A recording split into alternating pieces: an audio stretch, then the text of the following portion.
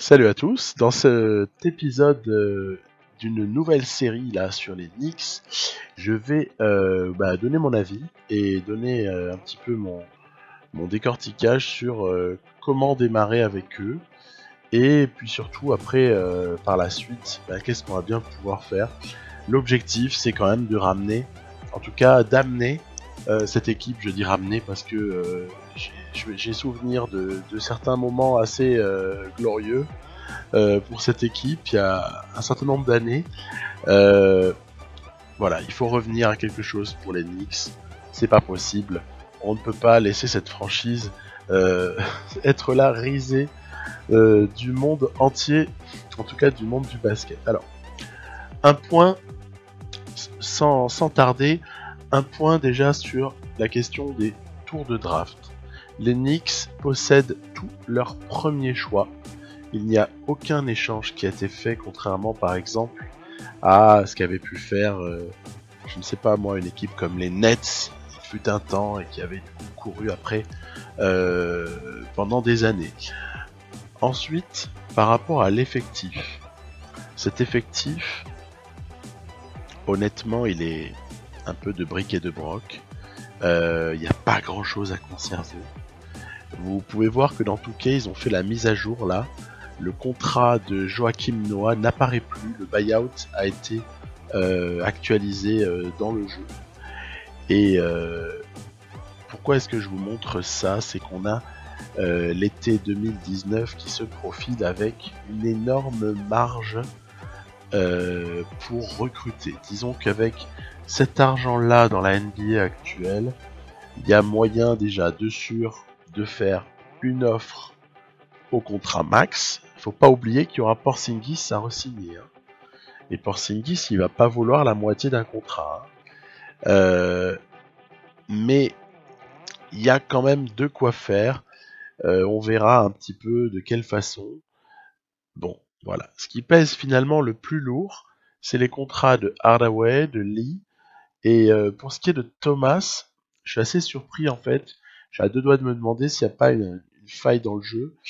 Parce que de mémoire, l'année actuelle, la 2018-2019, était censée être la dernière, et je vois qu'il y en a encore une derrière. Donc je vérifierai, et si jamais, eh bien je modifierai, même s'il le faut, j'éditerai, mais bon, que si ça correspond à une réalité.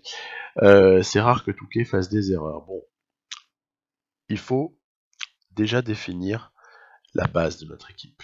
La base, c'est Porzingis, c'est le rookie Knox qui a été recruté cet été, et c'est évidemment le rookie de l'année précédente, Frank Nilikina. On a donc trois joueurs sur lesquels on peut vraiment espérer du développement. Ils sont encore jeunes, il y a des progrès à faire.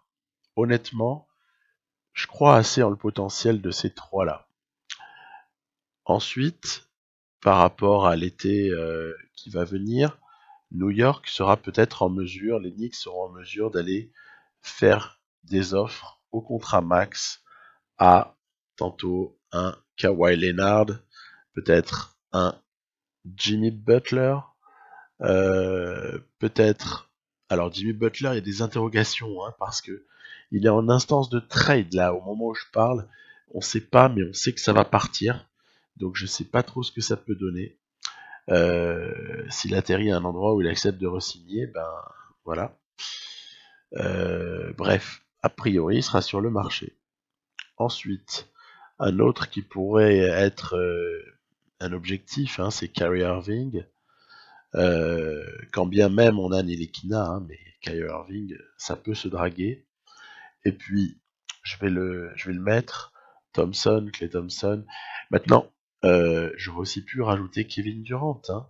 Je lisais un article proprio là des Warriors n'exclut pas que Kevin Durant puisse vouloir repartir, même s'il a une option joueur à la fin, à l'été 2019. On verra. On verra tout ça. Mais pour ce qui va suivre, c'est-à-dire la saison complète, il faut déjà commencer par faire le tour de l'effectif. Le petit rookie Robinson, moi j'ai envie de le faire jouer. Voilà. Il a été, c'est ce qu'on appelle un steal très probable en tout cas. On n'a pas encore de preuves, mais on sent venir le steal. C'est-à-dire le mec drafté très bas qui en fait est bien meilleur que le tour de draft qui correspond à son choix, quoi. Hein. Il a été pris au 2e tour, enfin bref, il y a peut-être quelque chose sur ce gars-là. On va pas le rater, surtout que, en définitive, cette équipe des Knicks, elle est assez pauvre au niveau intérieur. Et d'ailleurs, c'est pour ça que ma rotation, je vais dans un premier temps commencer, voilà, par positionner les minutes pour le poste de pivot, pour ensuite remplir pour les ailiers forts, et après j'ajuste le reste, parce qu'on est finalement un petit peu plus riche en nombre de joueurs qui peuvent jouer sur le poste 1, le 2 notamment. On est un peu plus riche que pour par exemple les postes 4 et 5. Postes 4 et 5, c'est un petit peu tendu, donc voilà. Je vais donc choisir de donner 36 minutes à Porzingis, 33 à Kanter. J'espère que ce sera pas trop pour Kanter parce que c'est pas le joueur le plus endurant qui soit, et puis il a une petite propension à se prendre des fautes. Bon, quelque chose qu'on verra. Je peux pas réellement le prévoir. Je sais qu'en tout cas dans la réalité, Enes Kanter, c'est pas quelqu'un qui peut jouer facilement 33 minutes de moyenne sur une saison. Voilà. On démarre mollo pour Ezonia, pour Courtney Lee. Je donne quand même des minutes à Ron Baker, qui est un bon joueur, même s'il est un petit peu sous-estimé. Voilà. L'idée, c'est vraiment de voir qui va émerger. J'ai donné 12 minutes à Trey Burke et 15 à Manu Moudier. L'idée, c'est vraiment, voilà, qui va se montrer le plus persuasif pour gagner des minutes. Ensuite, le coach, nouveau coach cette année, David Fizdale, bon, il a une évaluation totalement dégueulasse dans le jeu, mais on a l'habitude.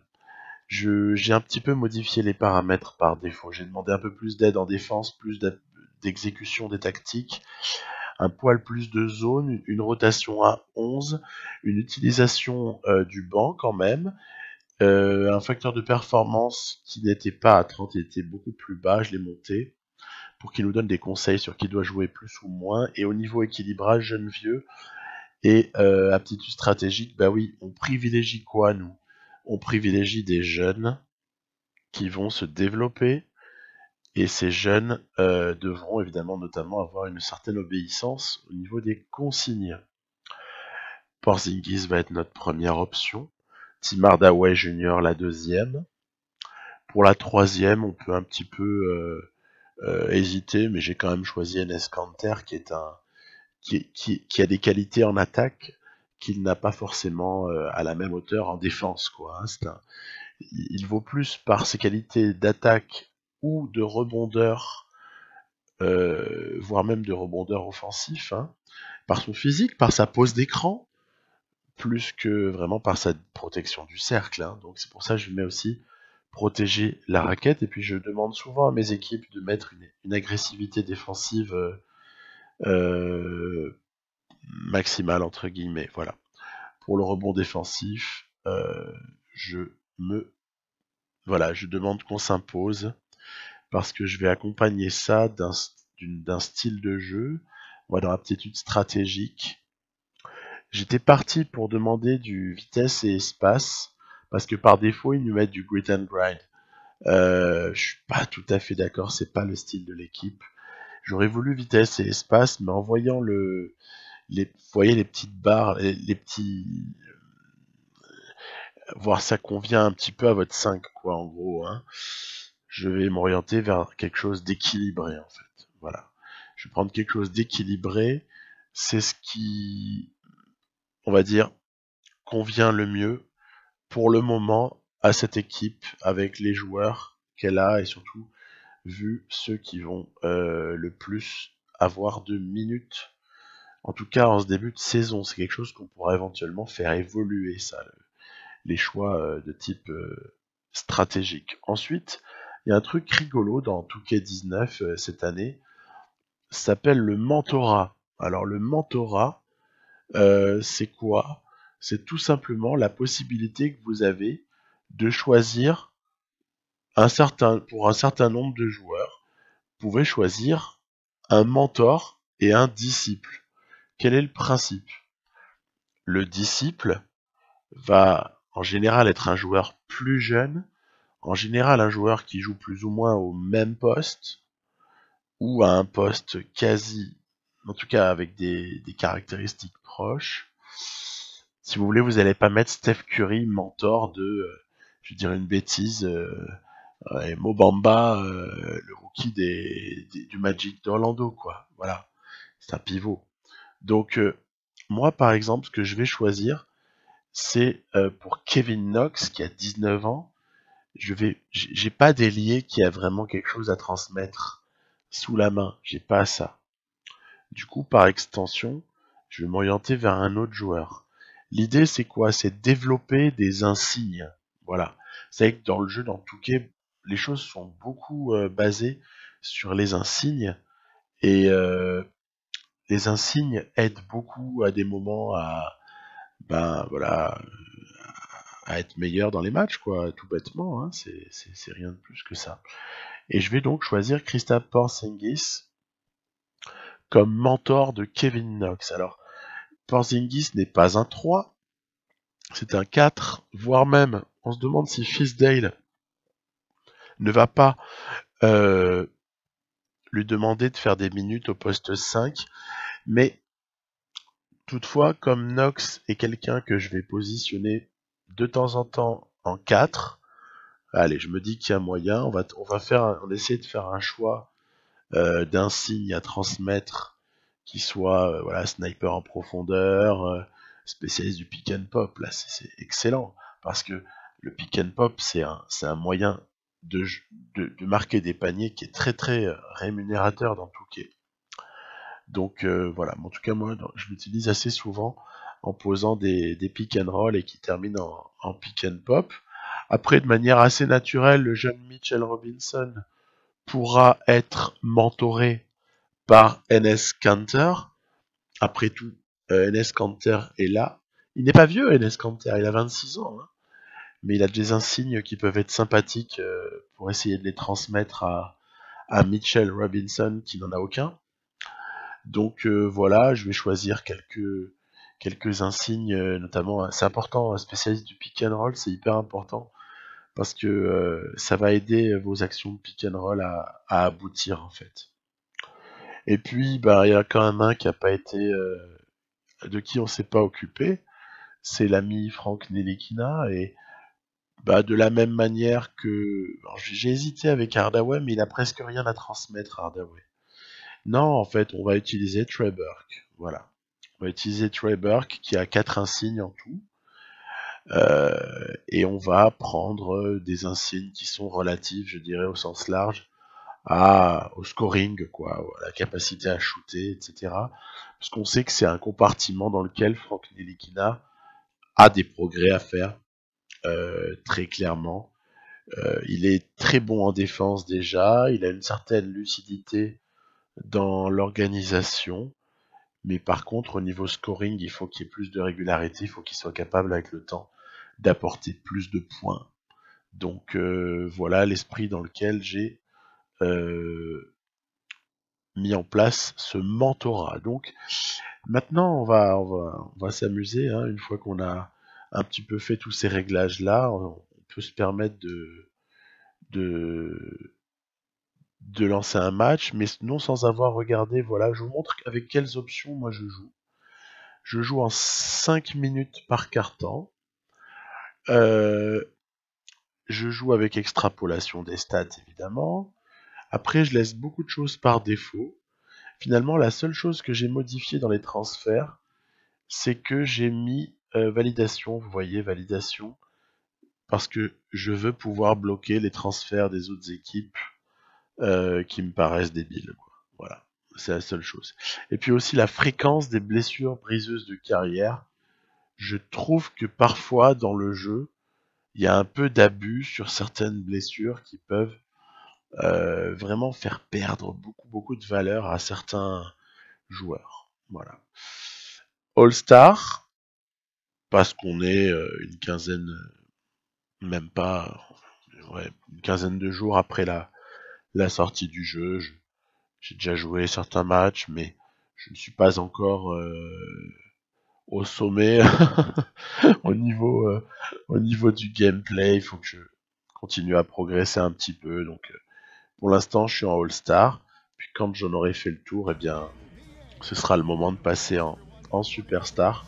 Je n'aime pas tellement le Hall of Fame. Voilà. Sur les autres opus, je jouais en Superstar, mais je commence toujours un petit peu en All-Star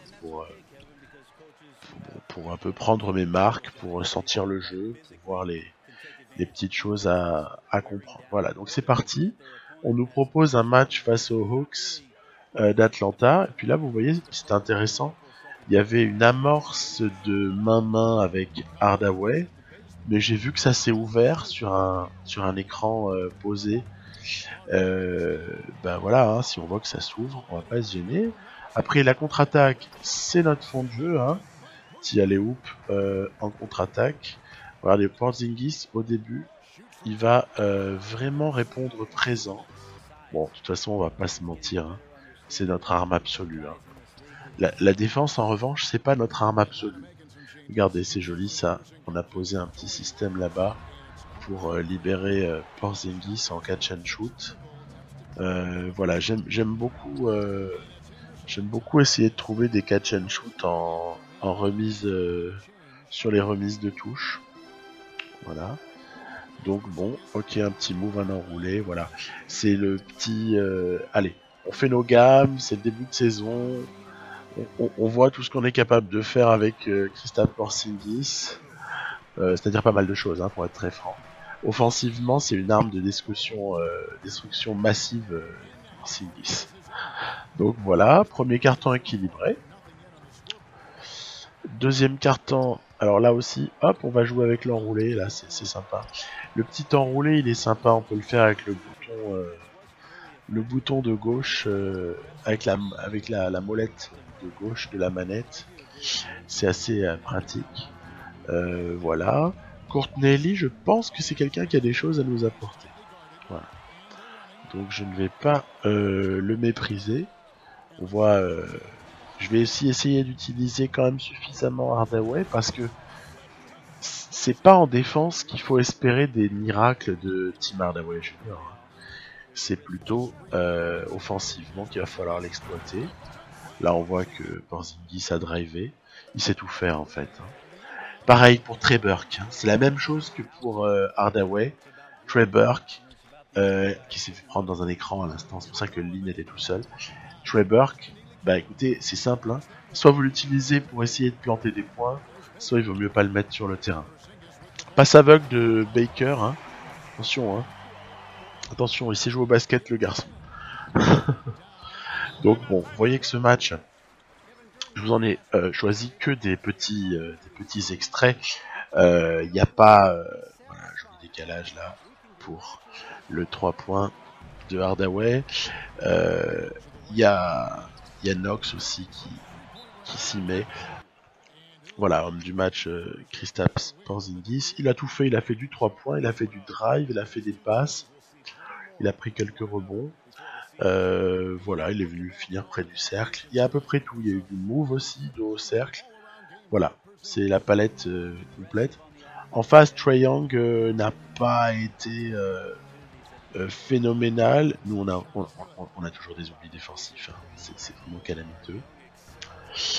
Voilà, boum, voilà. Avec ce panier, je pense que l'histoire, elle est pliée. Donc voilà, adresse à 3 points satisfaisante, rebond satisfaisant. Bon, ça ne sont que les Atlanta Hawks. Pas d'affolement. On ne s'emballe pas. Mais voilà, ça fait toujours plaisir. Je pense que je vais jouer un certain nombre de matchs. Et puis quand j'aurai joué voilà, je ne sais pas combien, je ferai des petits aperçus de ces matchs-là et j'avancerai aussi un petit peu la saison. Et on se retrouvera pour l'épisode 2 afin de pouvoir un peu voir comment les choses évoluent. Bon, voilà. Je vais jouer quelques matchs, je vais faire un petit peu avancer, et puis comme ça on aura déjà une première température par rapport à cette équipe, et voir un petit peu si on tank ou si on décide de jouer le coup pour peut-être accrocher une 8ème place totalement hypothétique. Voilà, je vous dis à bientôt, bye bye.